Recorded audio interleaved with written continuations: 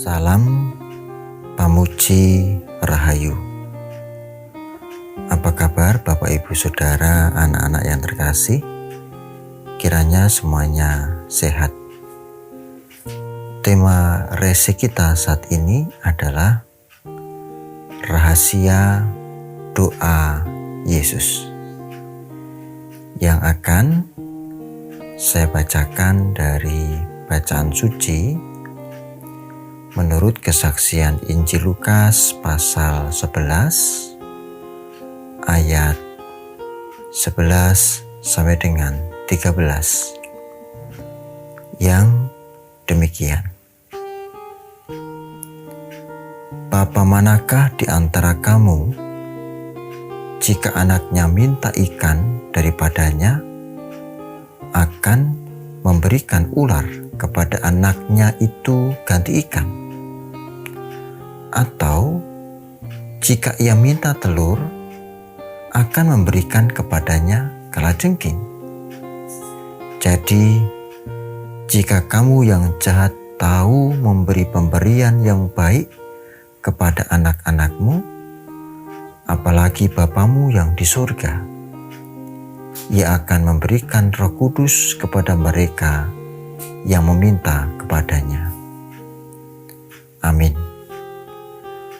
Berbahagia setiap orang yang mendengarkan firman Tuhan dan menghayatinya. Haleluya. Bapak Ibu Saudara yang terkasih, sebetulnya ayat ini dimulai dari ayat 1 sampai dengan 13. Ayat 1 sampai dengan 13. Namun saya membacakannya untuk natsnya saja, ayat 11 sampai dengan 13. Dan ini merupakan bacaan mingguan minggu yang lalu. Mari kita mendalami dalam renungan rese saat ini. Bapak Ibu Saudara, anak-anak yang terkasih, sebagai seorang Yahudi, para murid sudah biasa berdoa. Bahkan mereka memiliki tradisi doa 7 kali sehari,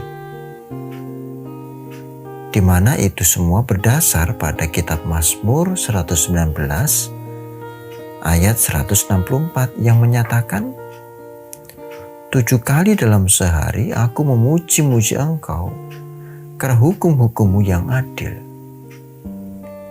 Nah, berdasar Mazmur 119 ayat 164 ini yang kemudian muncul tradisi doa 7 kali.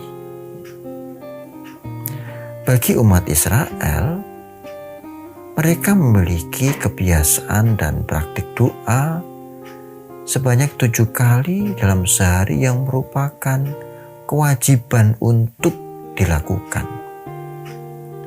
Nah, menurut O'Brien dalam Prayer in Luke Act, perincian doa 7 kali dalam sehari itu meliputi: pertama, doa senja, yaitu setelah pukul 18.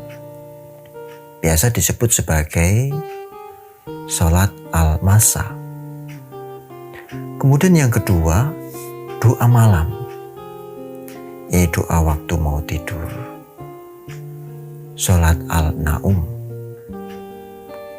Lalu yang ketiga, doa tengah malam, pukul 24 atau 00, sholat nifsu al-lail. Lalu yang keempat, doa menjelang pagi, biasanya pukul 5 sampai dengan 6 pagi, sholat subuh, doa subuh. Yang kelima, doa jam ketiga, biasanya dilakukan pada jam 9 pagi, sholat saat ats talitsa. Sedang yang keenam, doa jam ke-6, yaitu pukul 12, sholat saat as-sadisa. Dan yang terakhir ketujuh adalah doa jam ke-9, yaitu pukul 3 sore atau jam 15. Sholat saat at-tasi'ah.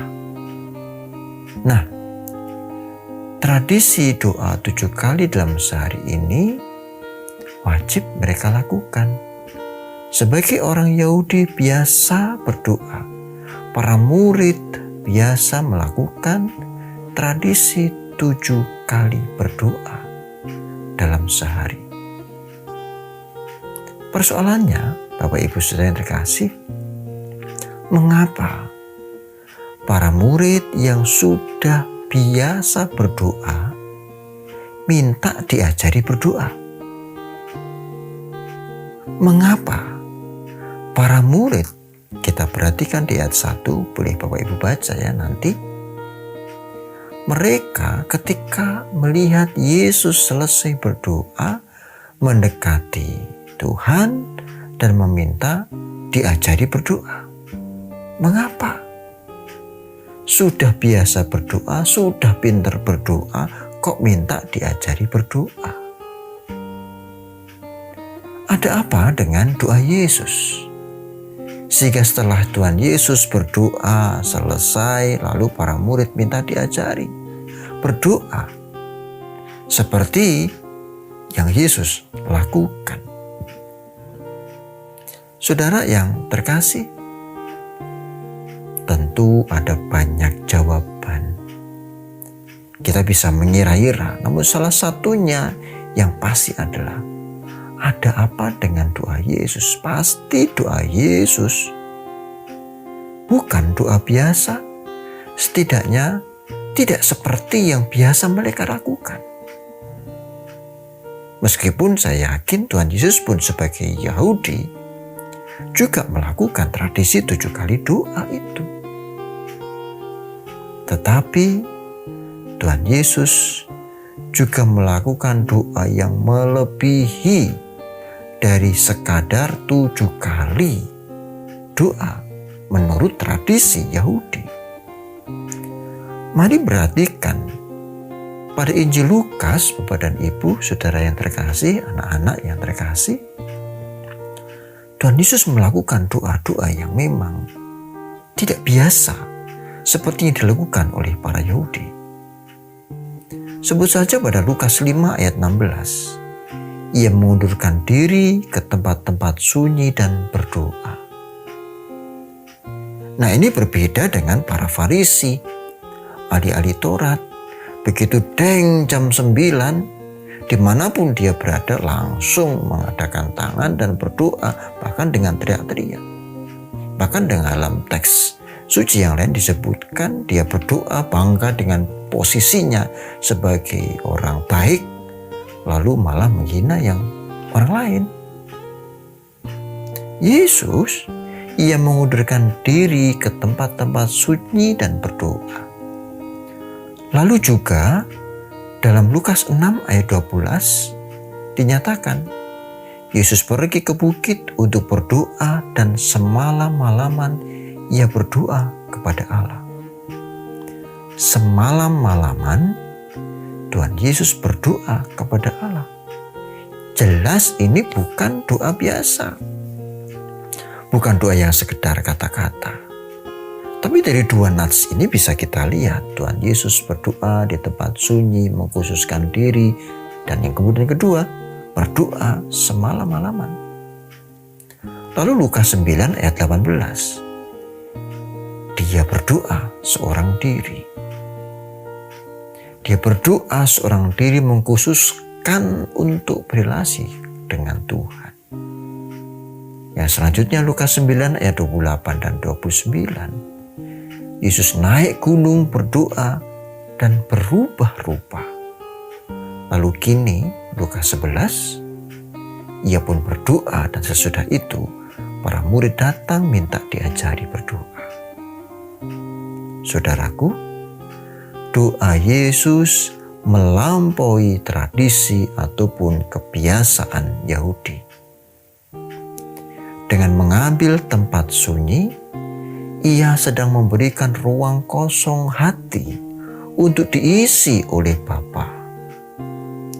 Dalam doa Yesus terdapat kehidupan di mana gerakan kehidupannya diperintah oleh kehendak Bapa. Sehingga segala sesuatu yang hendak dilakukan oleh Tuhan Yesus, ia berdoa. Karena doa adalah kehidupan, sekaligus relasi dengan Bapa. Maka menjawab permohonan para murid itu, ia mengajarkan. Ayat 11 sampai dengan 13 menjadi catatan penting. Tentu doa Bapa kami itu penting, namun dalam kesempatan ini saya mengajak kita untuk menghayati ayat 11 sampai dengan 13. Saya ulang ayat tadi. Bapa manakah di antara kamu, jika anaknya minta ikan daripadanya, akan memberikan ular kepada anaknya itu ganti ikan? Atau jika ia minta telur, akan memberikan kepadanya kalajengking? Jadi, jika kamu yang jahat tahu memberi pemberian yang baik kepada anak-anakmu, apalagi Bapamu yang di surga, ia akan memberikan Roh Kudus kepada mereka yang meminta kepadanya. Saudara, jangan melihat tentang bagaimana meminta. Ketika kita berdoa, jangan sekadar melihat tentang bagaimana meminta, tetapi lihatlah relasi yang ada di dalamnya, yaitu relasi Bapa dan Anak dalam kasih. Saya ulang, relasi Bapa dan Anak dalam kasih. Maka ayat 11, Bapa manakah di antara kamu jika anaknya meminta? Nah, ada relasi orang tua dengan anak yang semuanya itu di dalam kasih. Maka ini memenuhi dua hal. Pertama, relasi Bapa dan anak. Ini bukan relasi antara anak dengan tetangga. Ini bukan relasi kerja, mitra kerja. Pekerja A dengan pekerja B kerja sama, bukan. Melainkan relasi hubungan darah Bapa dan anak. Ada kedekatan yang tak tergantikan. Ketika seorang anak membutuhkan sesuatu, pasti orang tuanya berusaha untuk memenuhi kebutuhan anaknya itu. Yang tidak ada, dianak-anake. Yang tidak ada, diada-adakan untuk membantu anaknya. Tetapi juga orang tua tahu batasan mana yang memang benar-benar baik untuk anaknya. Loh, kalau anaknya baru berusia 10 tahun minta motor drill, apa yang mau dibelikan? Tentu tidak. Nah, ketika anaknya sakit panas, masa minta es krim, akan diberikan? Tentu tidak. Orang tua tahu apa yang dibutuhkan. Nah, jika manusia saja mengerti sesuatu yang baik untuk anaknya, apalagi Tuhan. Sedangkan yang kedua adalah relasi kasih. Meskipun hubungan bapa dan anak, hubungan orang tua dengan anak itu sangat dekat, tetapi faktanya tak semua orang tua melakukan itu berdasar kasih. Kini, relasi kasih menjadi dasar dari semua relasi yang ada. Ini sempurna. Maka bisa kita bayangkan apa yang akan terjadi dalam kehidupan kita ketika kita berdoa seperti doa Yesus. Ada kedekatan, relasi Bapa dan anak di dalam kasih.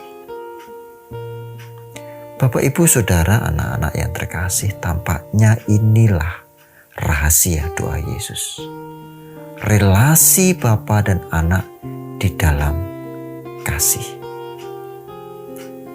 Saya yakin kita semuanya senang berdoa. Sering berdoa. Namun saya mengajak kita semua untuk berdoa dengan benar. Tidak dengan uraian kata-kata yang sekadar indah. Tetapi doa yang benar adalah ketika ada relasi layaknya Bapa dan anak yang didasari kasih kepada Tuhan. Bersedia melakukan doa seperti ini? Doa Yesus sungguh sempurna. Amin. Mari bersama kita berdoa.